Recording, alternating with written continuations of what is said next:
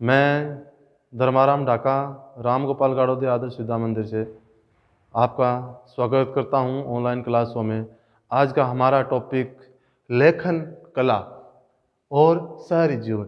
जो लेखन कला है मूलतः जो जिस सभ्यता की जननी मानी जाती है, यानी मेसोपोटामिया से लिखने की जो प्रक्रिया आरंभ होती है, यानी जो आज हम लिखने के प्रयोग करें हैं, वो सभ्यता मेसोपोटामिया की देन है। उससे पहले की लिखने की इतनी व्यवस्था थी नहीं जितनी इस सभ्यता की देन है। और शहरी जीवन यानी जो पहले के जीवन में पता चलता है कि लोग दूर दराज इलाकों में रहते थे और आपसी संपर्क में कम थे, लेकिन मेसोपोटामिया की सभ्यता से धीरे धीरे एक दूसरे व्यक्तियों से संपर्क हुआ और एक जगह रहना आरंभ कर दिया, जिसके कारण क्या हुआ, शहरी जीवन का प्रभाव पड़ा। अब मेसोपोटामिया सभ्यता के बारे में आज हम अध्ययन करेंगे। मेसोपोटामिया नाम यानी जो मेसोपोटामिया नाम है वो यूनानी शब्द से निकल कर बना है। ये दो शब्दों से मिलकर बना है, यानी जो मेसोपोटामिया शब्द है वो दो शब्दों से मिलकर बना है। मेसो यानी मध्य, यानी जो मध्य का भाग है उससे, और पोटेमोस यानी नदी से मिलकर, यानी जो मेसोपोटामिया भाग है वो मूलतः दो सभ्यता यानी दो भागों को मिलाकर बना हुआ है। यानी इसे मेसोपोटामिया शब्द दजला हुआ है फराद नदियों, यानी जो दो नदियां थी मध्य भाग में, दजला और फराद, उस भाग में ये सभ्यता का विकास हुआ। जो मेसोपोटामिया जो उपजाऊ धरती है उसको इंगित करता है, यानी जो सभ्यता की जननी है जो उपजाऊ क्षेत्र था उसके तहत इसको इंगित करता है कि भाई इस सभ्यता का जन्म है इस क्षेत्र में हुआ है। और मेसोपोटामिया इराक, जो वर्तमान में हमारा इराक देश है, उस क्षेत्र में विकास हुआ।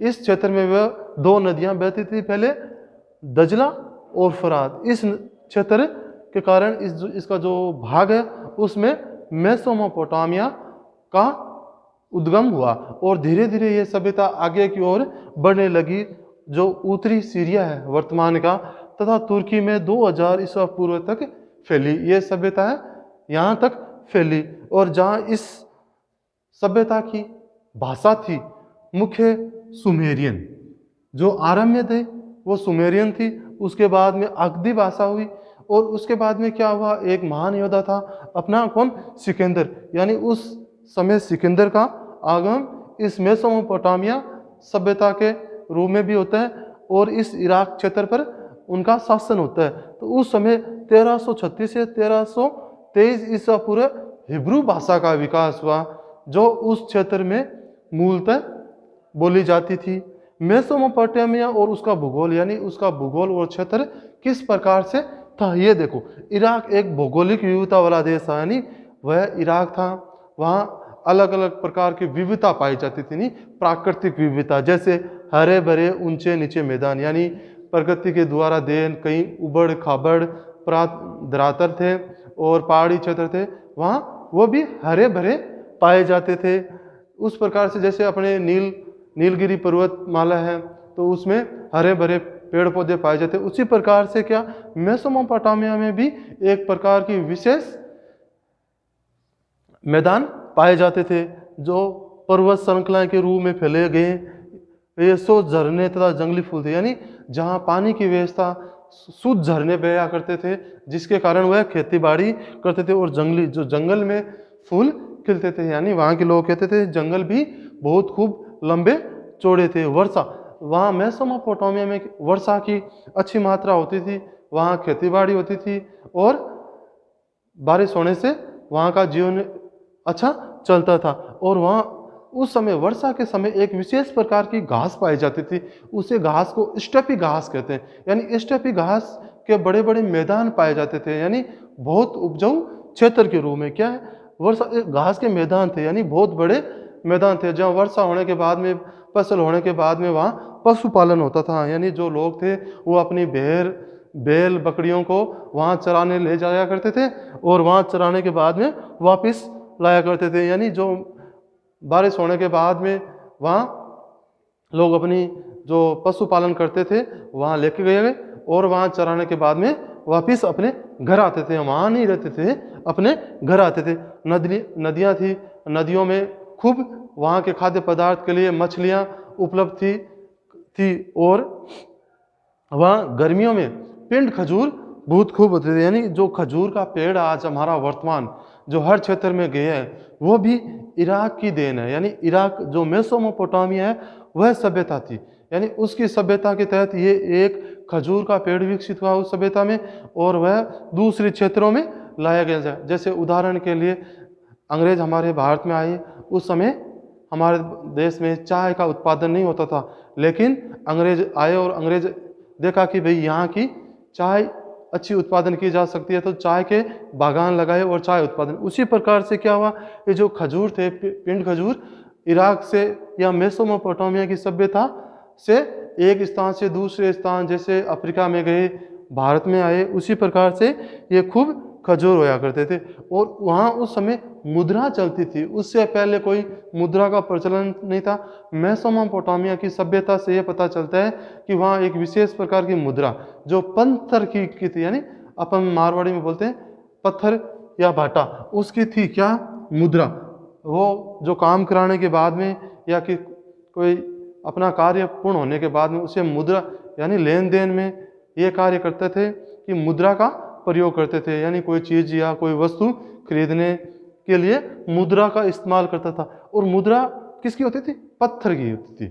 और पत्थर विशेष एक रंगीन पत्थर था जिसके लिए कारीगर होते थे, वह विशेष प्रकार कारीगर उसे इंगित करते थे कि भाई इस प्रकार को, इससे ऐसे पत्थर को बनाया जाता था। वो पत्थर विदेशों से मंगाया जाता था। यानी अपने वो मेसोपोटामिया के राजा थे, वो क्या करते थे, इस पत्थर को खोजने के लिए अपने सैनिकों को दूर दराज इलाकों में भेजते थे और उनको आवाजाही के लिए बैलगाड़ियों में भर के लाया करते थे और उसकी खुदाई करके उपयोग में करते थे।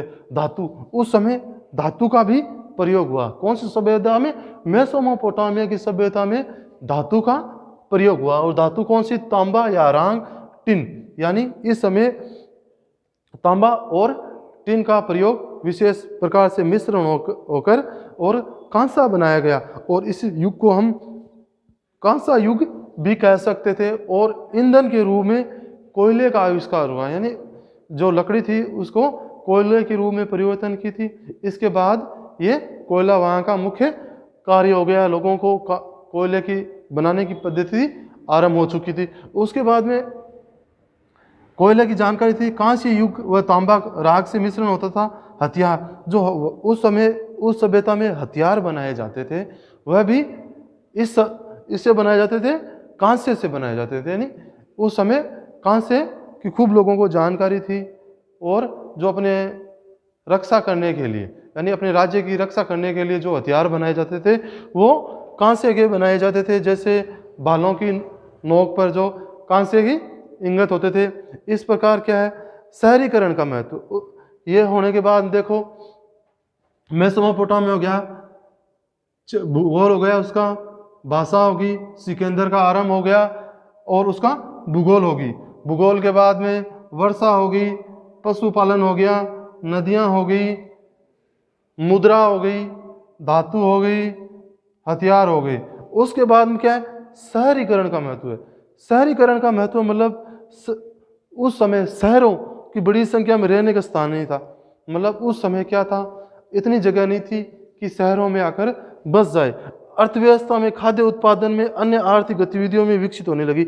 यानी वो धीरे धीरे एक शहर की ओर उभरने लगे, एक जगह रहने लगे, जिसके कारण क्या हुआ, उनके लगा कि हम खाद्य पूर्ति के लिए जगह जगह हमें जाना नहीं पड़ेगा और एक जगह हमारी आवश्यकता पूर्ति होगी। और अर्थव्यवस्था में खाद्य उत्पादन का भी विकास होगा, जिसके कारण क्या हुआ, अन्य आर्थिक गतिविधियों का बढ़ावा मिलेगा। यानी हर क्षेत्र में हमें एक जगह हर चीज़ संभव होने की आवश्यकता होगी, जिसके कारण क्या होगा, ये विकसित होने लगा। तब एक स्थान का जनसंख्या घनत्व, यानी उस क्षेत्र का लोगों का जनसंख्या घनत्व बढ़ने लगा। यानी शहर के रूप में वह विकसित होने लगे कि ये एक शहर का रूप ले ले, जिस कारण क्या हुआ, ये एक शहर का रूप लेने लगा। इस प्रकार से था हमारा मेसोपोटामिया का लेखन कला और शहरी जीवन। इसके बारे में ये हमारा आज का टॉपिक पूरा होता है। कल हम शहरों में माल की आवाजाही, यानी इससे इतना हो गया। इसके बाद में जो माल की आवाजाही होती थी, यानी वो अपना माल